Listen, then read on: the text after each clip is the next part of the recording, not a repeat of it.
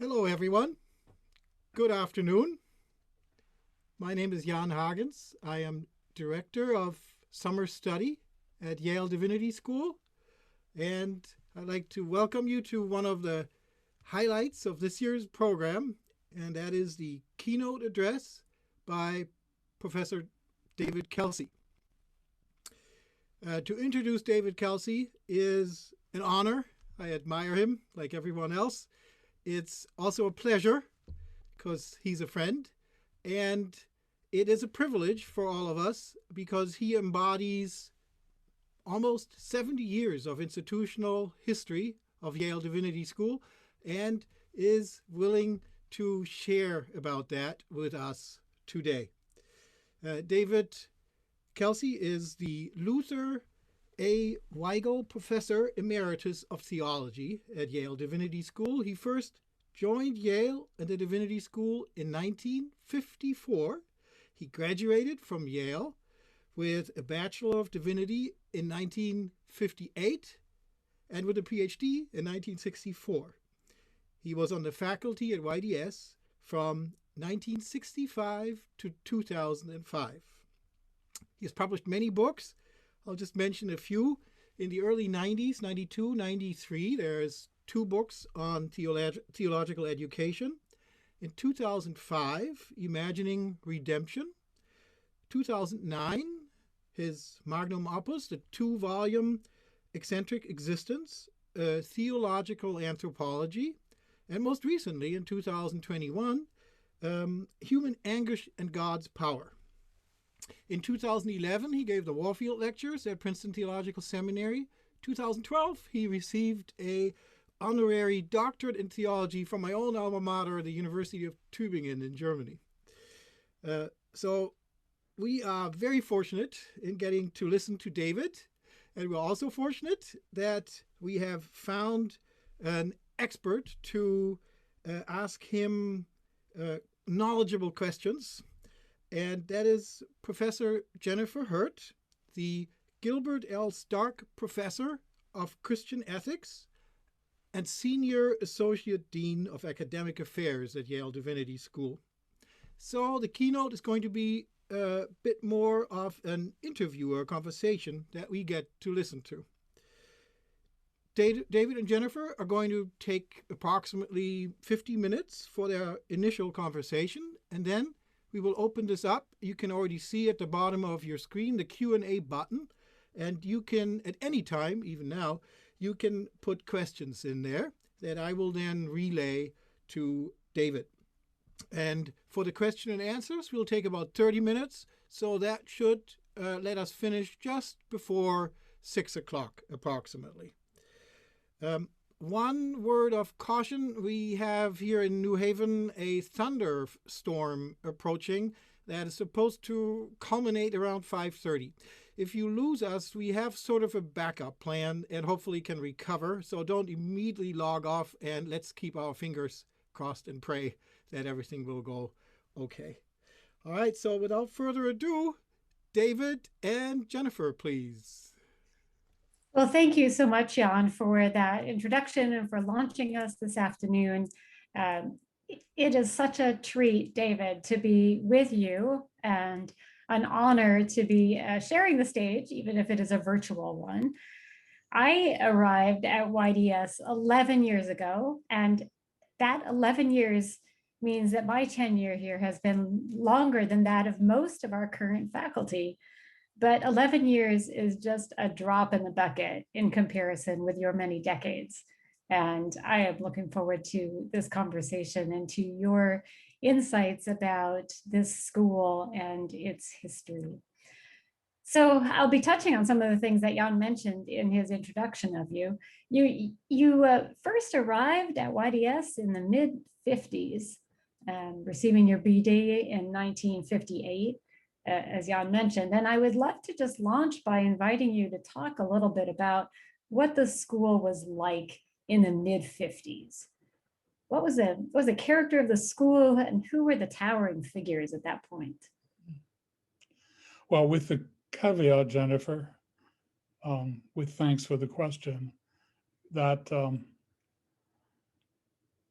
everybody knows memory is a deceitful friend, and nobody else is to be held responsible for my picture of the distant past at YDS.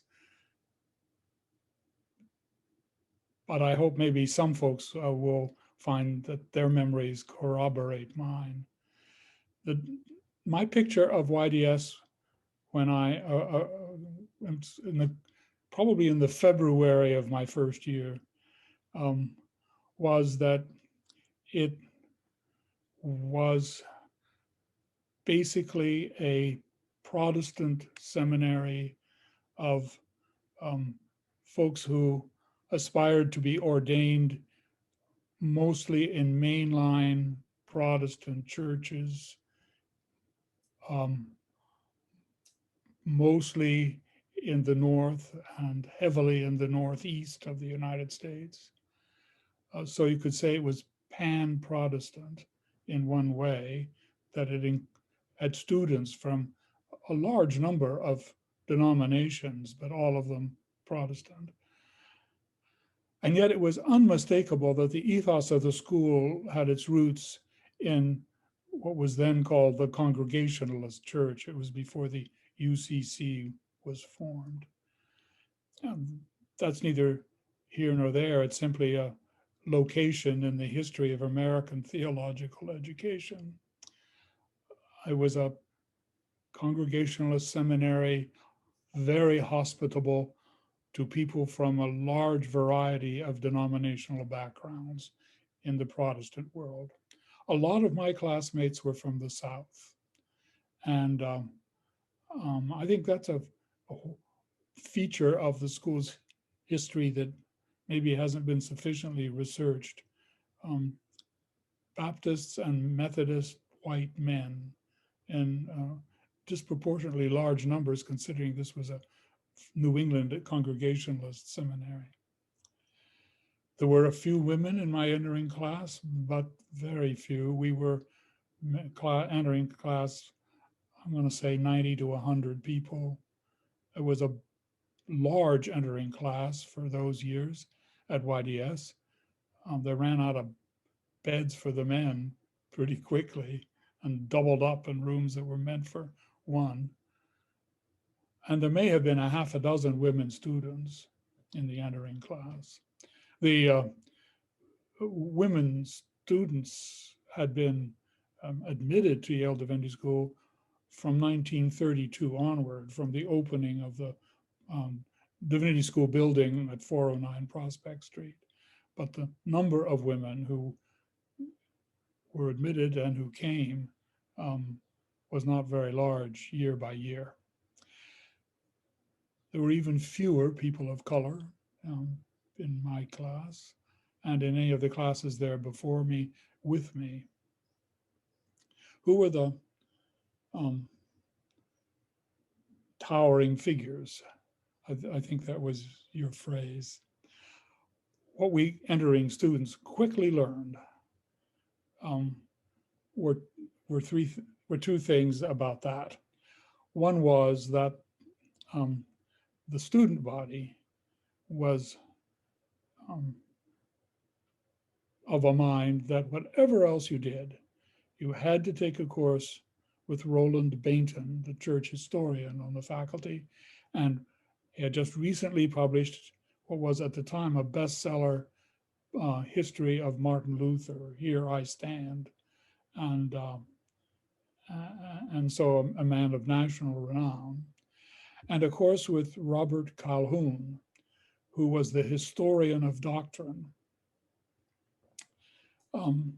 He had just been joined by his most recent graduate student as an assistant untenured professor of the history of doctrine named George Lindbeck. But they were the history of doctrine folk then. Calhoun, until then, had taught a year-long course that covered everything that had happened in Christian theology from right after the New Testament texts until, well, the target was the year in which he was teaching. He rarely got close to it, but In the history course, he tried. And Kenneth Scott Latourette, who was world famous in those days as an historian of the Christian missionary movements throughout the history of Christianity. The year I entered, or the year after, I frankly can't remember which, there were a number of junior faculty appointments made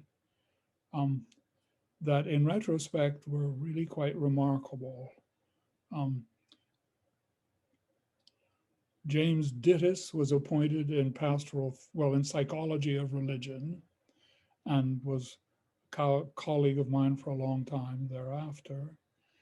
James Gustafson was appointed as professor of ethics. Sidney Alstrom was appointed as professor of American church history, and so on. The year I entered was kind of a turning year as a new young generation of faculty who would become celebrated joined a faculty in which there were already folks present who were nationally known theological figures. The faculty was heavily populated in what we probably would generically call practical theology, with several people teaching in various subjects, from homiletics, often a faculty of 3 or 4, to Christian education, to pastoral theology and counseling. And there was a fieldwork program for seminarians, which was basically a student jobs work project. It had very little training or supervision, excepting the supervision you might be able to get from the pastor who hired you. But usually the pastor hired you to young the youth group and let you go do that. That was broad brush, a kind of shape of the school. So very different from now in many ways. But in another way, there are some continuities, and we'll touch on those, I suppose, as we go along. The one, though, that strikes me most is something that waxes and wanes across the decades. But the year I entered, those years I was in the BD program, there was a strong sense of community about the student body, and the student body and faculty as a kind of community. A strong sense of it without my being particularly aware anyway of anybody trying to engineer it. It just happened on account of the common rhythms of the daily life at the school. Chapel, coffee hour, meals in the refectory. And every Tuesday afternoon, once a week, Tuesday, or once a month, Tuesday afternoon, the wives of the faculty would have a tea, and we, the male seminarians, were entered into the mysteries of how to make polite chit-chat while holding a teacup. Oh dear. Well, David, thank you so much. Wow, what a rich portrait you've given us, and I have to say, just those names continue to echo in the halls of YDS, and the stories that you've told about the community life are things that we often hear from our alums. I can't resist saying that I read Roland Bainton's Here I Stand in college, so into the 80s it was still a must read, and of course still is a classic. Well, we have to move forward because there are many decades to cover. So let's shift our attention to 1965, which is the year that you joined the YDS faculty, newly minted PhD. And I think that many of us, when we think about that year in the United States, we're thinking about the civil rights movement and some of the important events in that movement that were taking place at that time.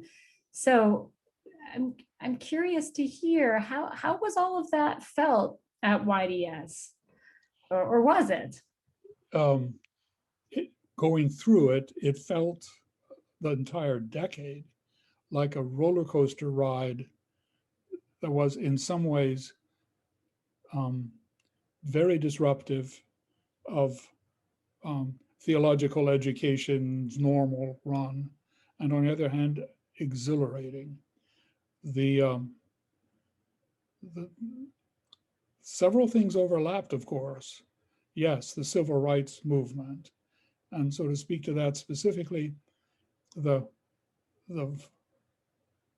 central figure there in the university was Bill Coffin, who was chaplain and an early participant in freedom marches and an eloquent preacher about doing that as an act of faith, who was not only capable of attracting a large following among undergraduates, but had an entire parish in the YDS student body.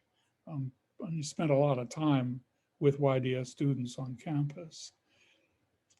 On campus, there were students who were very much engaged in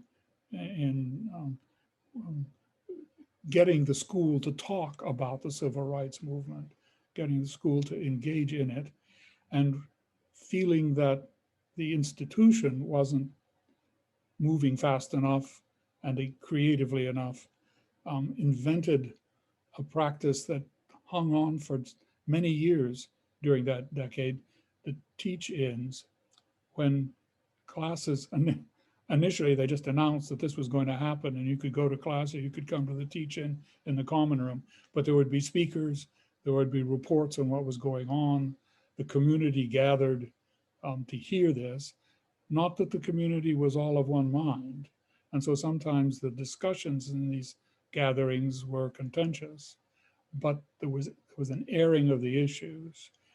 That finally became quasi-institutionalized as something one did frequently, and classes would just be announced by the dean. No classes on next Thursday, it's going to be a teach-in on X or Y or Z.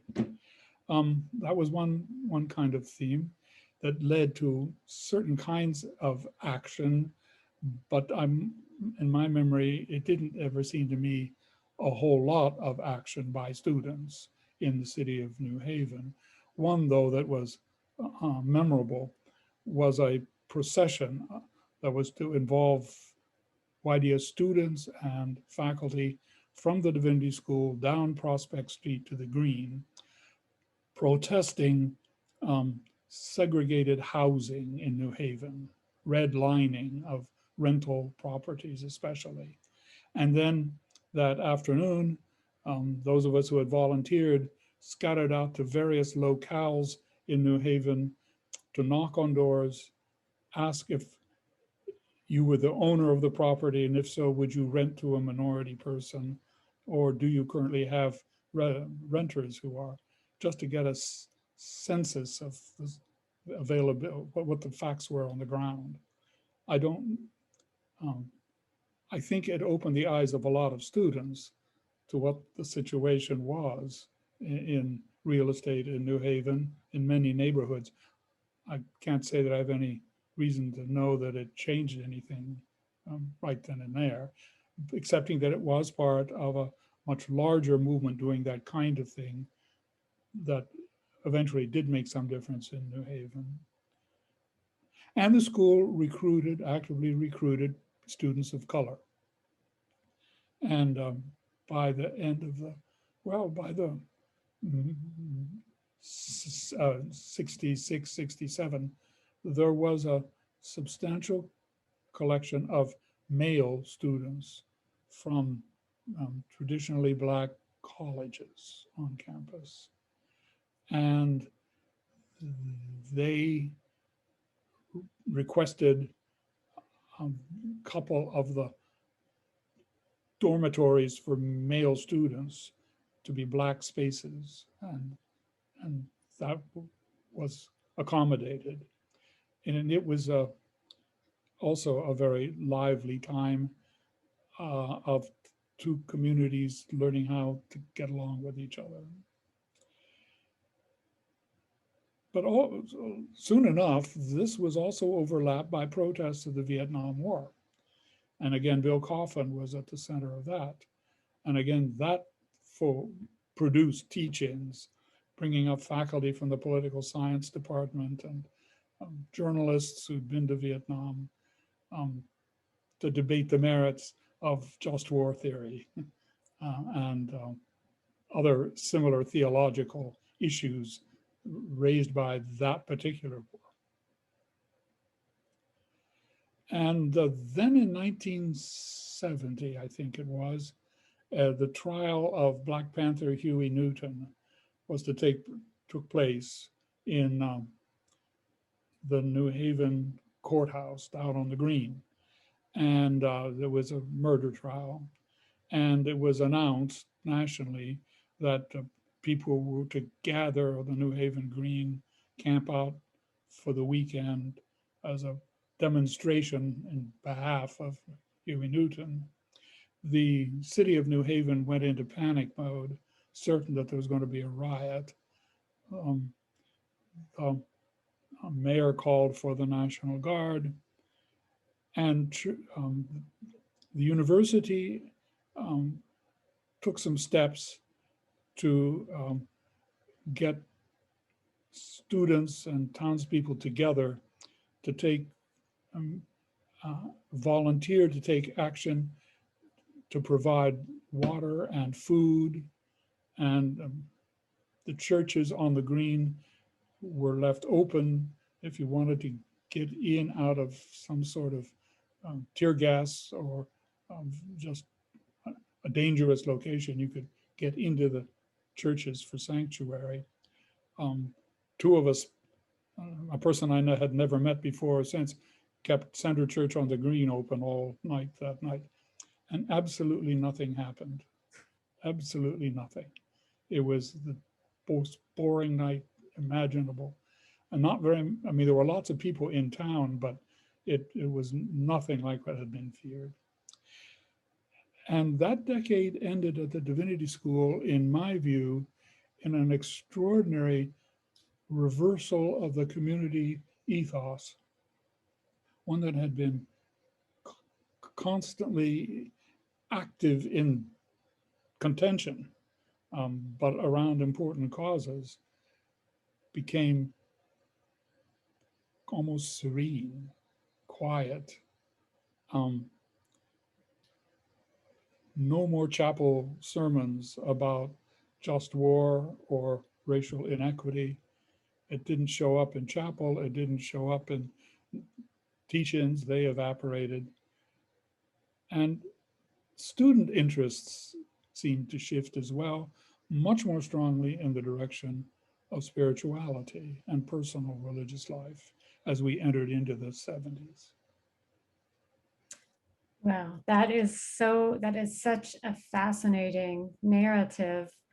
And I think for many in our community right now, this year since the murder of George Floyd, and the kind of the building, the crescendo of the Black Lives Matter movement has meant that we're looking back to that era that you've just been telling us about, and taking our bearings in some ways, measuring ourselves in some ways according to it. So it's really helpful to hear your take on that time. So I'm wondering, during this period, which I know we're now talking several decades, so you could take your pick about what you focus on, but I'm interested in your reflections on what the relationship of YDS was to the broader university. We've really focused thus far on YDS as its own entity, but of course it's always been part of this broader university. When I was a student, I always had the feeling that while many faculty members were known and esteemed by faculty, we always said downtown, the Divinity School as a school did not interact very much with the rest of the university for MDiv and MAR students. Doctoral students, remember the doctoral program was up into the early 60s, housed in the Divinity School as one of its degree programs. Doctoral students were very much in the graduate school, and that was a whole different thing, but and the seminarians, not so much. During the 60s, both in regard to civil rights and the Vietnam War, Divinity School students and Yale College students extracurricularly collecting around Bill Coffin were very much aware of each other, joining each other's organizations sometimes.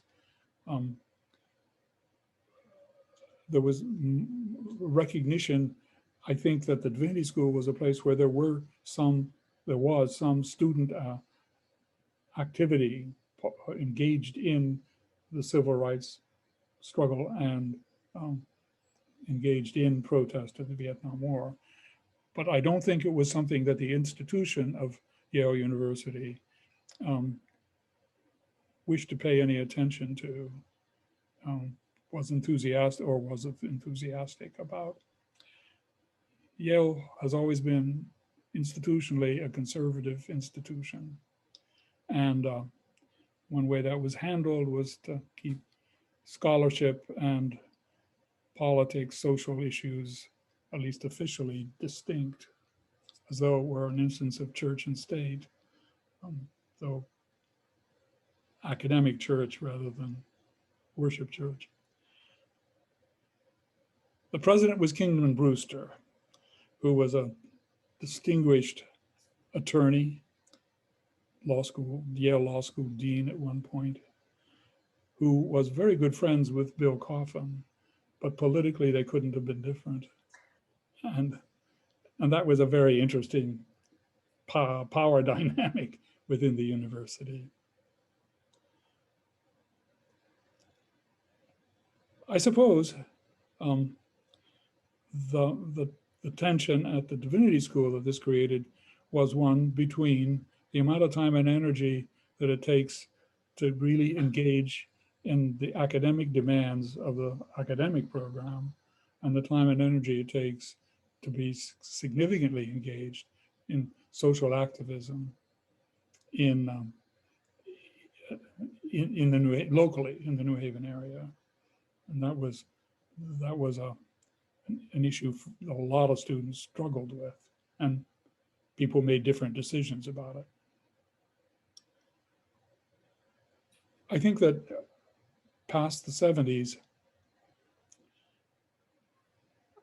I don't think the university showed much sign of worrying very much about the Divinity School or paying just a whole lot of attention to it either in the 80s. And then in the 90s, the university moved into well, earlier than that, during much of the 80s, a policy of deferred maintenance on buildings, and that applied to buildings all over Yale campus. It was horrendously visible at the Divinity School, where the woodwork on the buildings deteriorated seriously. Some of our listeners have heard stories about one of the columns on the tower on Marquand Chapel, that the opening drone picture of this discussion we're having showed so beautifully, broke loose at the top and tilted over. So the university had to decide whether it was going to invest in fixing up all these buildings or going to make some decisions about abandoning some of them. Everybody knew that discussion was going to go on across the board throughout the university. At the same time, more or less, President Levin also began to wonder whether the Divinity School was being sufficiently selective. The issue for him was the size of the student body relative to the size of the pool of applicants. And Yale College was already selecting a very small percentage of all the people who applied to it. But here was the Divinity School admitting over half the people who applied. Did that suggest the Divinity School was not very selective? And so in '94, he appointed a review committee to look into that question about what size the Divinity School ought to be. The president was clear that he wondered whether it ought not to be smaller than it was at the time. So that was the first time that there was institutional, there were institutional steps taken to publicly attend to the Divinity School. I chaired that committee. We gave him a report. We gave a rationale for why the school needed to have X number of faculty given the school's mission statement. And if it was going to fulfill that mission, it had to have bare bones, this number of faculty. And if you had one faculty to 10 students, this is the size of student body you would need. That was our way of answering his question about size. In the course of the year that the committee was meeting, a second question came up, which was quite different. Whatever the size of the school, should it continue where it is at 409 Prospect Street, or should it be moved downtown closer to the library and the law school and the green? That wasn't a question, that was a question in the form of, don't you agree with us this would be a good idea? And the alumni let it be known that in their view, it was a very bad idea. That caused a remarkably effective national campaign by alumni that got national attention in the press, saying, no, don't move the Divinity School. Okay, so now the decision was, here's how size minimally the school ought to be, and this is where it's going to be, 409 Prospect Street. Then the university decided, okay, now we are going to correct delayed maintenance. So we'll fix up the Divinity School buildings, but we won't fix them all up. We'll tear down the part in the back behind the chapel. And that caused another controversy. So that around the Divinity School, there were three distinct kinds of issues that first engaged just faculty, then engaged faculty and students and alumni, and then really engaged students and faculty and alumni on the business of destroying some of the building as it stands. Yeah, that was a busy time being engaged by the central part of the university. Well, it's a good reminder that sometimes attention is not what you want. Sometimes, that's true. sometimes being let alone to do your thing is good. On the other hand, it had the effect of doing three important things. It had the effect of reminding the university it had a divinity school, and that officialdom had sized that up and decided it was appropriate to have a divinity school, a secular university. Secondly, it finally did get the divinity school buildings upgraded. In fact, totally reconfigured in the interior. I mean, I still get lost because my muscle memory is the way it was before they redid the interior of the buildings. And that's so it was a handsome place to come to see. We lost a lot of students because it looked like the place was about to fall down for several years. And thirdly, it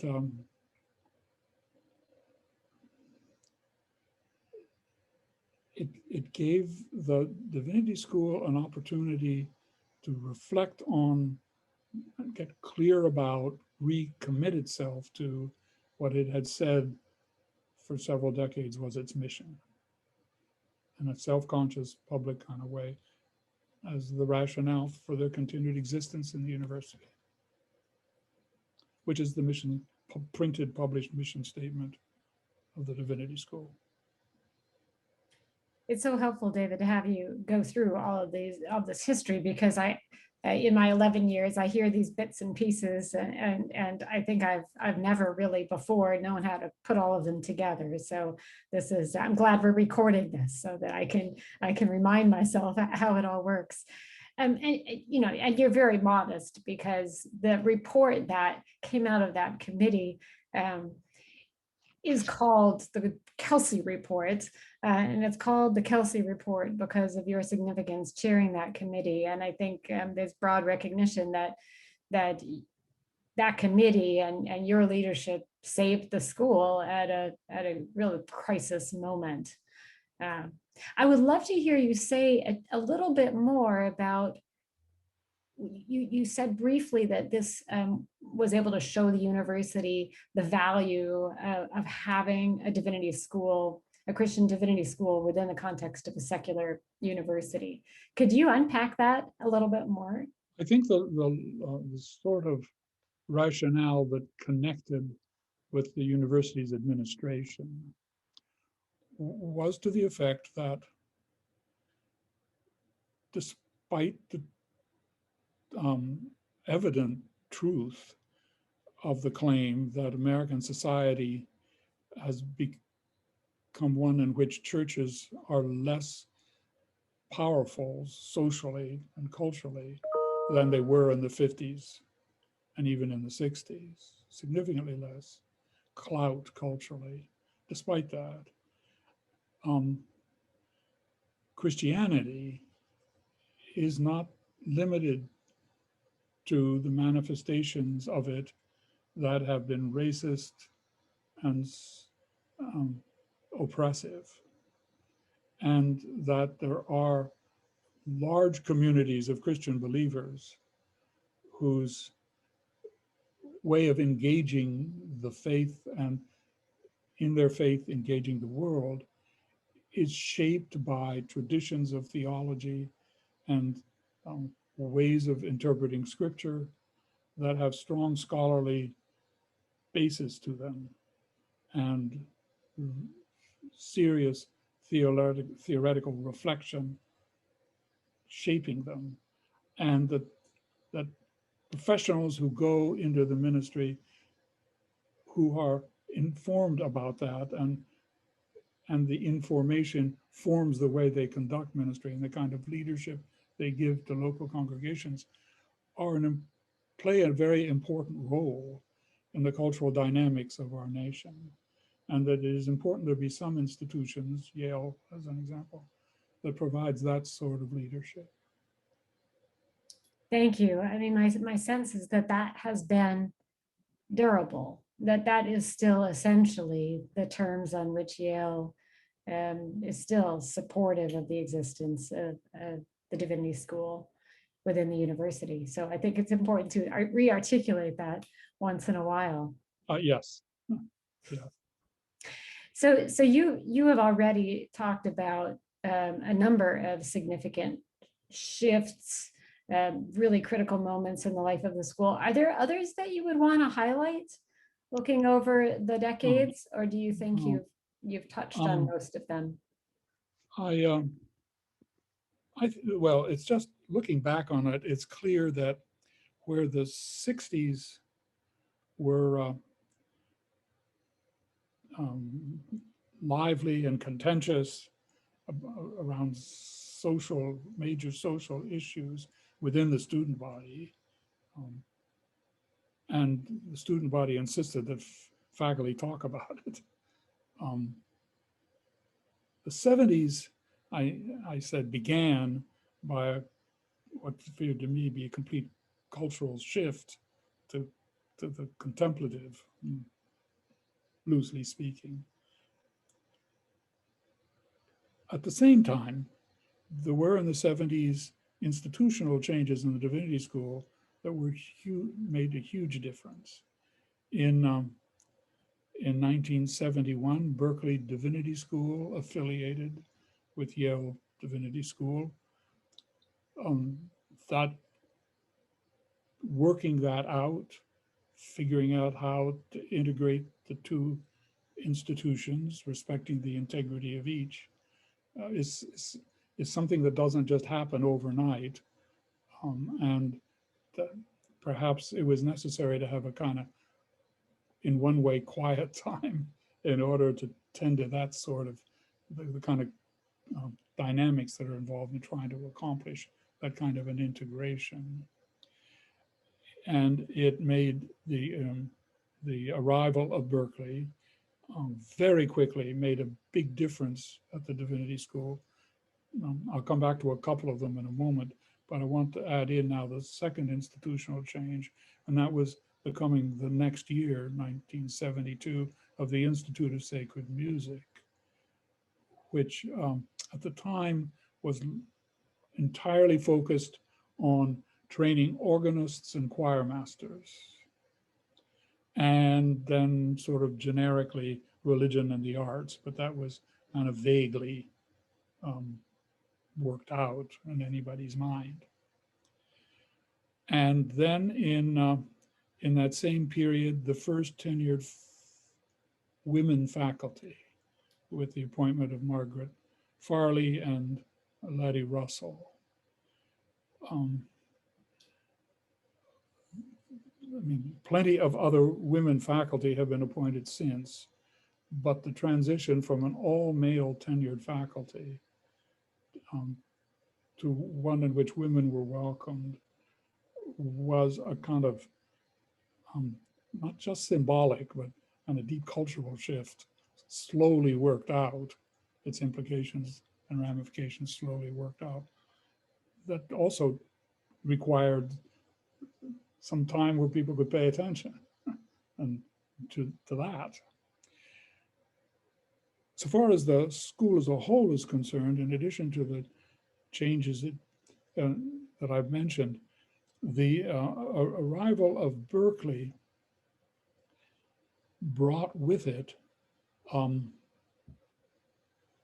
whole new denominational profile that had never been part of the culture of this theological school. And that in turn was reinforced by the Episcopal Church's decision to ordain women in 1976, whereupon a large number of second career women in commuting distance of New Haven started enrolling in Berkeley. That, along with the introduction into the curriculum of feminist theology with Letty Russell and Margaret Farley, generated a rapid increase in women applicants to the Divinity School and the number of women admitted to the student body. That was made for a huge change in the internal life of the school and its culture. The Institute of Sacred Music also attracted many women students, and it brought with it very quickly not only academic work in hymnody, organ, and church music generally, but also in the history of ritual and liturgics, and in literature and the visual arts. And so the array of resources at the Divinity School for cultural life in the Divinity School suddenly became ever so much richer than it had ever been before, and marks the school as something really distinct to this day. There's so much there. I would love to follow up on so many things, but one question in particular. So you talked about Margaret Farley as being, marking this important, welcoming of women faculty for the first time. She was also a Roman Catholic, and I'm interested to hear whether that was still quite a significant thing to have more of a Catholic faculty presence. Yes, to have a permanent Roman Catholic faculty presences are tenured. And soon enough, she was joined by Henry Nouwen. And that was a powerful, to have both of them there at the same time was a powerful thing for the Protestant student body. The interest in having Catholic faculty members, I think it's fair to say, was earlier than that. But it always turned out the faculty member was there as a visitor and then didn't stay. There's a lot about that whole scene I don't know anything about, so I can't comment on it. I just observed it. First of all, as a junior faculty member, and then in a couple. And then the Institute of Sacred Music appointed a very distinguished Roman Catholic liturgical theologian. So we began to have a nucleus anyway. The roots of all of that, though, go back to the late 60s, when there was, under Robert Clyde Johnson's deanship, soon after a bunch of us junior faculty were appointed, exploring the possibility of assimilating, of arranging a connection between Yale Divinity School and a Roman Catholic seminary and a Jewish theological seminary. And there were active negotiations among the three institutions. That finally broke down, alas, for us anyway. But that was going to be, this was before Berkeley affiliated. That was going to be the way Yale was going to really be seriously ecumenical institutionally, and it didn't quite work. But that's fascinating. That's a moment I never knew. Ground for being open to not worrying about denominational affiliation in hiring scholars. Sorry, I didn't mean to cut you off. No, thank you. Yeah, that was very new to me, that little piece. Well, there's one question that I can't leave out here. We're not focused on your research this evening, but this is broader than your own research identity. It has to do with how people understand the identity of the school, because many theologians outside of Yale identify Yale with the Yale School or Yale School theology, or what's sometimes called post-liberal theology. And it's associated with George Lindbeck, whom you named as newly arrived when you arrived, as also with Hans Frey, who was in the religion department downtown, but interacted with the community here, and also with you. And so I'm very interested in hearing you reflect on the time when you were colleagues, and whether there was any sense that the three of you, or perhaps others, were involved in a common movement. And when the label emerged, whether there was any sense of it being an appropriate label or not.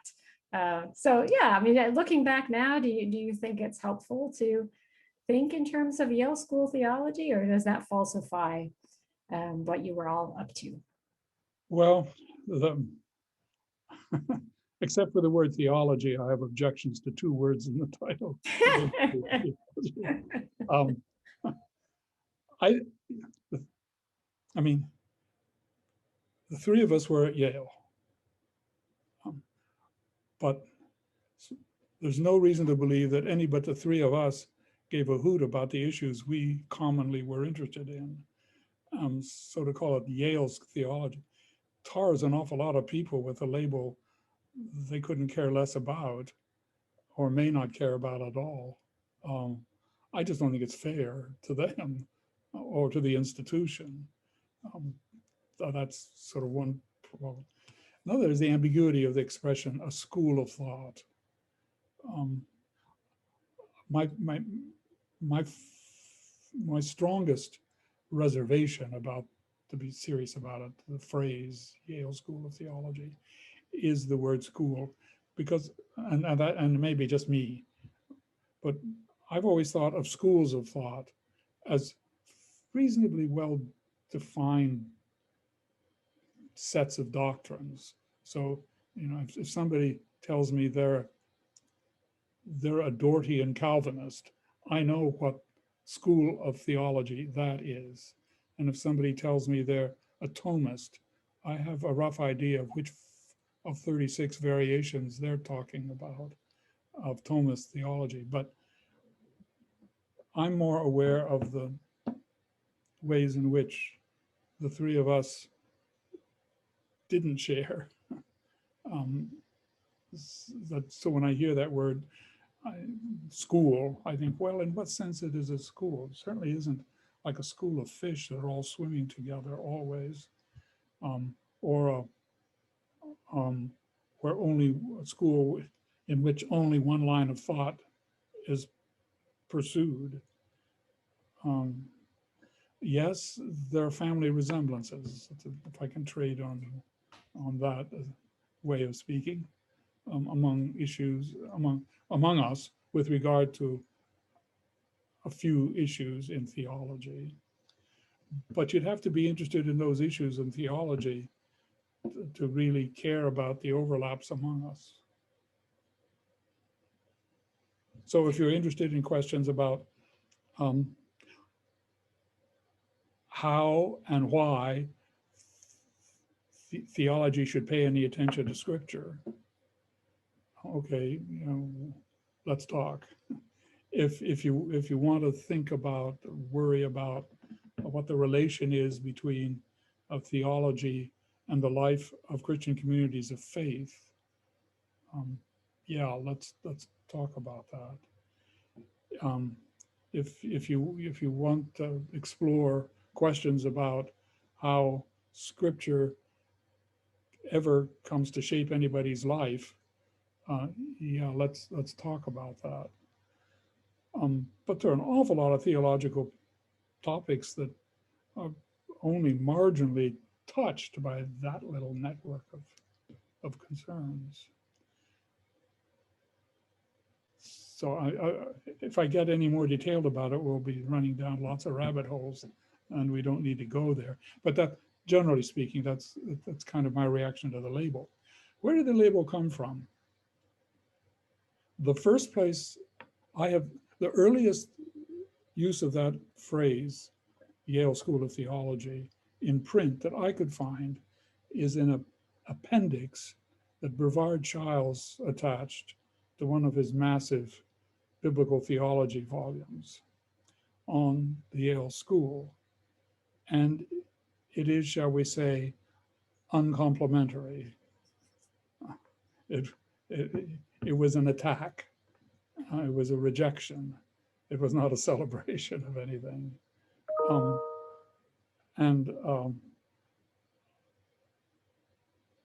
All the more reason why it shouldn't be labeled a label attached to fellow Yale colleagues. That's wonderful, David. I mean, again, I would love to have you go on all day about this, but I'm not at all surprised by your answer.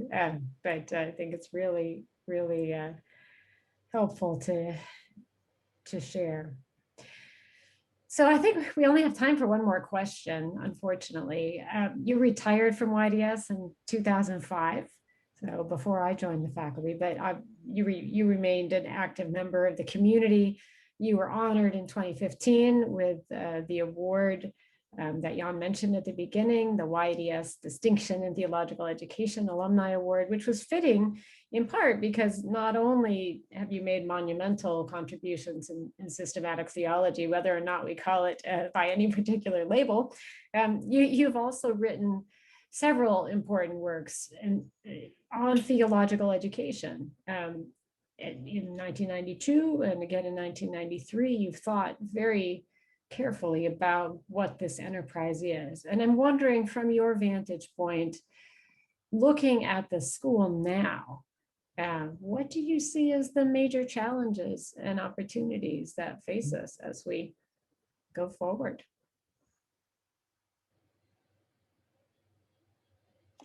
Yeah, some of the, I'm about to say the obvious, some of the challenges that I would mention are perennial challenges for Yale Divinity School and I guess all theological schools.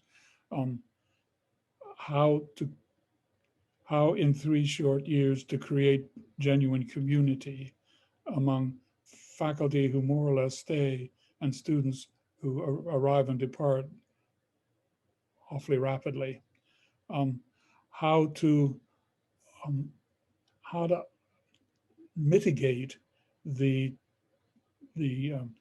pressures that uh, tend to separate us inside the divinity school into separate silos of academic interest, inquiry, but above all, conversation.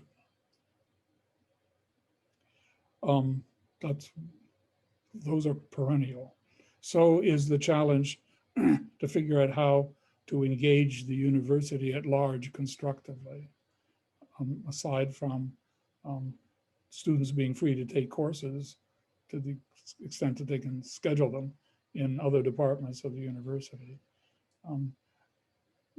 Yale's in an excellent position to do that, in large part because of the presence of the Institute of Sacred Music. And it's much harder in other areas to accomplish that. So keeping at that is a challenge. Keeping a balance within the community between its mission of educating future clergy on the one hand, and its mission of educating those who will be the next generation of scholars in mostly Christian studies. To keep a balance between those two is a perennial challenge. And being academically serious and at the same time engaged in engaging with current social and cultural changes and movements is a perennial challenge. But I think of 2 more that are perhaps not quite, maybe it wouldn't be fair to say novel, but fresh in form now, today.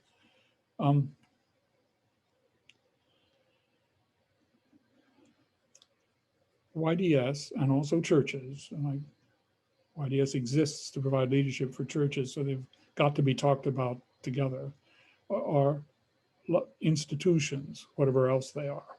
And like all institutions in the US, they are, how shall we say, structures of practices that, and here's what's common to other institutions, that unwittingly maybe instantiate norms and standards and rules that are wide open to critical analysis, just as wide open as are the practices of other non-church, non-academic institutions.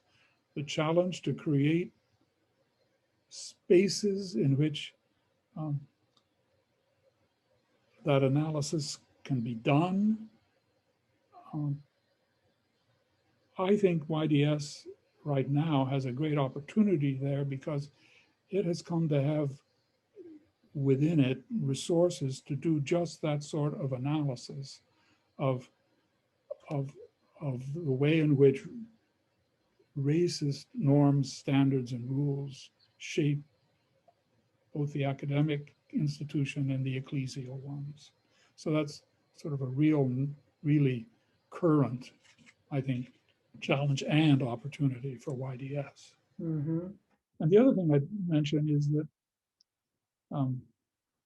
is the obvious problem created by the national trend that seems to be showing that there's a shrinking demand for the kind of professionals YDS educates. In short, there are not that many people going into the ministry. And that's correlated with the way in which the church is less of power center in society, I suppose. So it's an opportunity, that shrink, to study and reimagine the shape that the profession of ministry should take. now I'm going to be really narrow, speaking just as a theologian. It seems to me that a challenge in theology these days is posed above all by traditional doctrine of the church. What is it that makes church church? Technical name, ecclesiology. It cries out for rethinking in ways that include a lot more analysis of both the reality and the validity of the churches and the academy's institutional aspects and the ways they organize and structure power inside the Divinity School and inside the churches. And those two challenges and opportunities that you ended with are closely related to one another. Yes, they certainly are. David, I think you've given us you've given us our work for the coming decades. I hope so. Thank you. Well, I think at this point we would like to open up the conversation, and I think Jan is going to join us again and invite you to contribute your questions to the Q&A. But I just wanted to thank you once again, David. Just priceless conversation, and I will return to it, I know, in the years to come as I think about the life of this school and its past and its future. You're welcome. You're very welcome. I've enjoyed it. Thanks for asking me. All right. Like Jennifer just said, we encourage everyone to enter questions into the Q&A button. If you click on that, a dialog box will open up and you can enter your question. And the first person has already done that. That's Bill Vogt. And he wants to know, in your years, during your time at YDS, which professors helped to shape movements across the nation? So we're really of a national impact, like Letty Russell in feminist theology, which you have already addressed. Others perhaps in religious outlook, he says, in theology, theologians who created movements across the nation. So that's our first question. Who were the movers and shakers that were visible from the outside world in the last 50, 60 years, the names that look across outside of YDS proper? That shifted from decade to decade in a fascinating but also disorienting kind of way. I think a lot of people, not only in my generation, but a couple of decades younger than me, have a picture of America being a place where there were, at least in the Protestant world, prominent theological names known across the country by just almost everybody who paid any attention to what was in the newspapers, like Reinhold Niebuhr, Paul Tillich,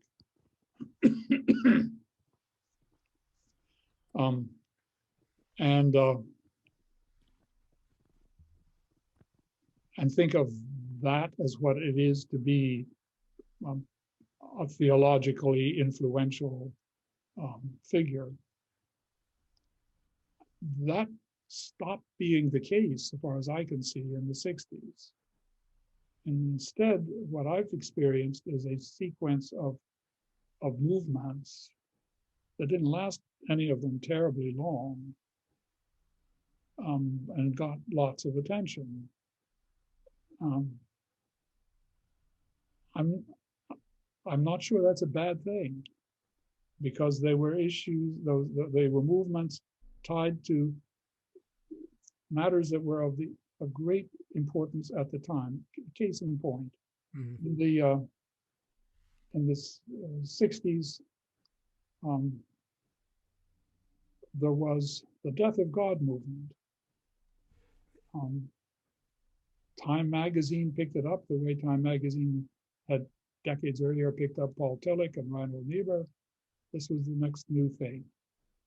There were a half a dozen names associated with it. Yep. They got lots of discussion. It was not entirely, but in large part triggered by theological reflection on the phenomenon of the Shoah.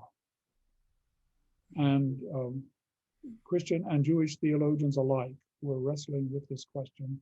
What does the Holocaust imply about not so much the reality of God as the kind of God that is God? And the people in that, see, now there's a question about a school of thought. Was Death of God a school of thought? Those 5 or 6 people didn't agree with one another on much of anything, but they were a movement. And so on, as decade by decade goes by. There have been decades when there was massive focus on what it is to live authentically in faith. What is it to be a person of faith, and how is that related to being an authentically a self? And again, many different takes on what the answer to that question would be, but that was the focal theme. I'm thinking here of Rudolf Bultmann, but then also of his students in both the United States and Europe. And some of those scholars were themselves New Testament scholars like Bultmann, but a number of them were professors of theology. But that was the big issue. Then Black theology, feminist theology, and their internal controversies have become very prominent.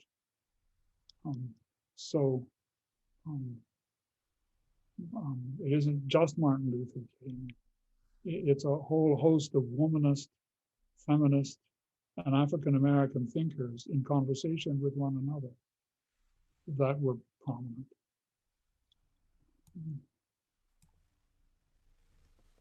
Yeah, that sounds like a convincing answer. And I guess I want to suggest that increasingly they were tied to what were at the moment culturally powerful issues, just outside religion as well as inside. The second question is about H. Richard Niebuhr, and it's an elaborate question. So I'm just going to, because I can't rephrase it so well, I'm going to read it to you in its entirety. So H. Richard Niebuhr is the topic, and the question is, I've always felt that there was a sort of abiding presence of H. Richard Niebuhr and his theological personality, so to speak, at Yale. What I mean by that is that institutionally and in students and faculty, Niebuhr's own academic interests, with his interest in both Barth and Troeltsch, as well as his openness to other religions, in radical monotheism in Western culture, seems to continue to impact Yale. Maybe it could be said that Niebuhr's personality could be summarized, or maybe even influencing Yale's identity as inclusively Christian, but not narrowly so. What is your reaction to my assessment? Or what was the impact of H. Richard Niebuhr on Yale Divinity School? Thank you for that question. It's a very complicated Yeah. When I was naming faculty who were esteemed as the towering figures in the year I entered Yale Divinity School, I mentioned Calhoun, Baton, and Latourette, and I didn't mention Richard Niebuhr. And I was hoping somebody would ask me why I didn't. And I'm going to take this opportunity to answer my own question. Everybody knew that H. Richard Niebuhr was a great theologian. The only thing was, while he was on the faculty, in the year I entered, he was not teaching. He was chairing a commission that was writing the study of theological education that preceded the one about which I've written. And he was writing a book on the nature and purpose of the church that year. And the next year, he had a year off, a sabbatical, and he only taught my third year in the BD. So I personally didn't have any exposure to him, and most of my classmates didn't either. He was a famous person who just wasn't there at the time. But undoubtedly, he had an enormous impact on people who had studied with him, and um, um, the business about Yale Divinity School being Christian and inclusive is exactly right as a description of a major feature of its ethos, and it certainly is central to Richard Niebuhr's own work, and so to his engagement with other religions. One finds the latter interest at work in George Lindbeck's, the latter part of some of George Lindbeck's work. Fry was one of Niebuhr's graduate students, and was a family friend. So yeah, there are all kinds of personal connections there. And so there's lots to be said for the notion of a kind of Niebuhrian atmosphere that permeates the place in unrecognized ways often. So it's great that our questions are luring you out of your reserve earlier on during your presentation, and now we know what the answer is to the place of H. Richard Niebuhr. There's people now want to have answers to questions that also concern the future, which makes sense. You have a base to look to project from, forward looking, and so my friend Marta Ilueka is asking. First, thanking you for your presentation, but asking if there was one thing you could have YDS leaders do to galvanize YDS's world impact in the years to come, what would that be? So project our potential into the future. Where do you think could we do the most good in a Christian sense? Oh, that is a challenging one. Yeah, it's a tall order. Yeah. The very idea of galvanizing the YDS faculty is itself a challenge. Herding cats is the best description I've ever heard of being dean of that place. So I don't know.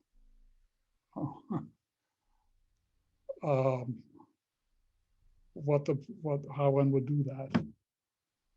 I guess substantively, if there were a way to do it, I think I'd want to come back and underscore my earlier remark that both the institution itself, Divinity School, and the institutions for which it trains leaders, churches, need to undergo the functional equivalent of a critical theory analysis of the way power is organized and operates in fashions that are systemically unjust, inequitous, oppressive. There hasn't been that sort of study there have been sociological studies of the church, but I'm calling for a theological study of what it is to be church that takes that sort of analysis into account. James Gustafson's first book was on just that subject, Treasure in Earthen Vessels. And he was doing his best to integrate sociological analysis available in his day with theological reflection on church. But that sort of project has not been pursued. And in our day, even more than ever before, if that's possible, it's necessary for the future of the church in a radically changing American culture.